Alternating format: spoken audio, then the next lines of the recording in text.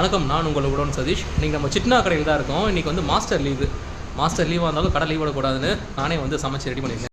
ஒரு தொழில் ஆரம்பிக்கிறோன்னா அந்த தொழிலில் அடிமட்ட வேலையிலேருந்து எல்லாமே நமக்கு தெரிஞ்சிருக்கணும் அப்படின்றது என்னோடய எண்ணம்.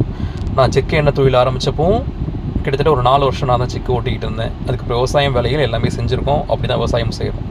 அதேமாதிரி தான் நம்ம உணவகம் ஆரம்பிக்கும் போதும் உணவகத்தில் இருக்கிற எல்லா சமையல் வகைகளையும் எனக்கு செய்ய தெரியணும் அப்படின்ட்டு எல்லாமே நான் வீட்லேயே கொஞ்சம் கொஞ்சமாக செஞ்சு கற்றுக்கிட்டது தான். எப்போ எல்லாம் வந்து நம்ம சமையல் மாஸ்டர் லீவ் போடுறாரோ அப்போல்லாம் நான் வந்து ஹோட்டலுக்கு வந்து நான் செய்வேன். அப்படி தான் நேற்றுக்கு ஒரு நாள் லீவ் போட்டிருந்தாங்க.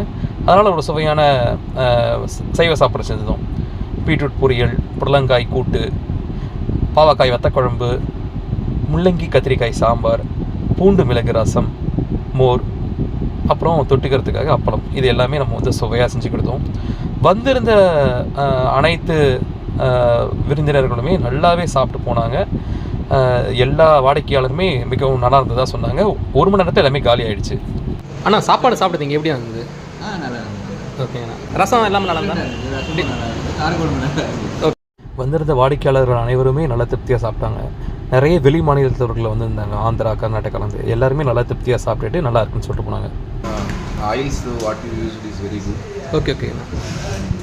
The food is very tasty. Okay. Without any refined oils. Okay. And even tea is also good. Okay. Very nice. Okay. Thanks. I had a good time. Thanks. Thank you. நம்ம நிறைய படிச்சிருக்கோம், நிறைய சம்பாதிக்கணும்னு ஓடாமல் லாபம் நஷ்டம் இதெல்லாத்தையும் பார்த்துக்கிட்டு எனக்கு பிடிச்ச வேலையை நான் செஞ்சுக்கிட்டு இருக்கேன்.